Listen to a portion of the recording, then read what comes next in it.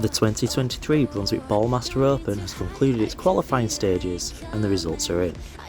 This year the pattern was designed with one obvious characteristic in mind: no urethane, and at 45 feet and 29.5mm there certainly isn't much urethane going down the right hand side of these lanes. Early in the week the local Finnish players came in their droves to support the most prestigious event on the European Tour. The typical Finnish lane play strategies of straighter angles prevailed early on and scores looked set to be huge. A massive 1469 by Samu Valoranta in squad 1 set the score to beat, and then a huge 1489 from Jonas Scheikerman in the second squad rose to this challenge and made the top 2 spots look pretty untouchable.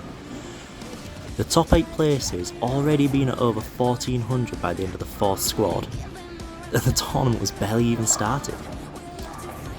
On Thursday the squad started to really see some more international players turn up and put their best efforts forth. But it was Finnish youngster Jesse Kallio who jumped into the leaderboard with 1406. Danish two-handed phenom Matthias Ankerdal put himself in the mix with 1389, which at the time felt like he had a small chance of holding up and scraping into the cut. How wrong we were. Come Friday and the squads looked to have more international players than national. But with this, the lane play changed drastically, and scoring seemed to get tougher and tougher.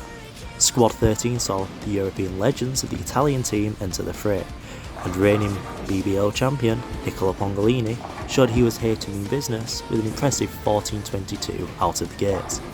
But the talk of the day was Squad 14.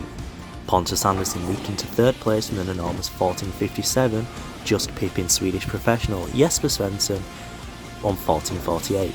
Mikael Sorensen of Denmark made its 10th place with 1419. James Blomgren, Santu Taivanainen, Don Barrett and William Berggren all finished around the 1350 mark, putting themselves inside the cut line. But the sheer number of players around this number would lead one to believe that this is where the cut will come to lie to rest at the end of play on Saturday. Saturday morning, the final efforts began to make it to Saturday evening and final step 1.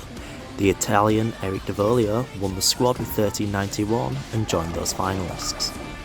The final qualifying squad typically doesn't see many make it. This squad often has a struggle to score due to the majority of players playing the squad who haven't yet qualified and don't see the right shapes in the tournament. This means transition can be very interesting to say the least.